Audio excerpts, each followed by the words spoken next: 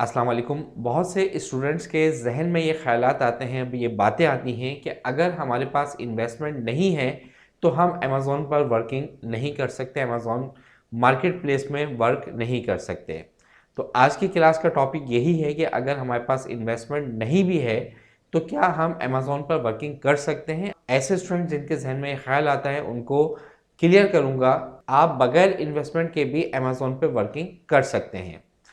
देखिए, दो चीज़ें हैं। नंबर वन, अगर आपके पास इन्वेस्टमेंट है तो आप अमेज़न पर as a virtual assistant work नहीं करेंगे, बल्कि आप अमेज़न पर अपना स्टोर ओपन करेंगे, वहाँ पर आप कोई ना कोई प्रोडक्ट सेल करेंगे।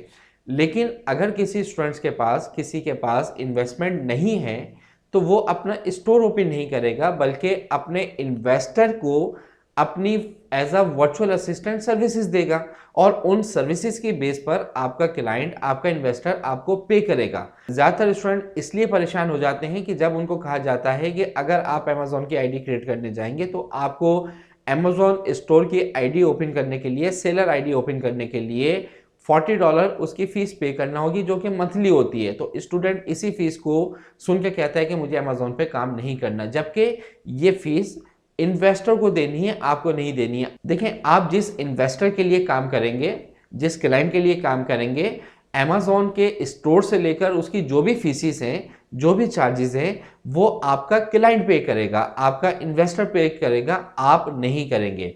तो आप बगैर इन्वेस्टमेंट किए भी एज अ वर्चुअल असिस्टेंट अपनी सर्विसेज देकर अमेज़ॉन पर अपने क्लाइंट या इन्वेस्टर का स्टोर मैनेज कर सकते हैं।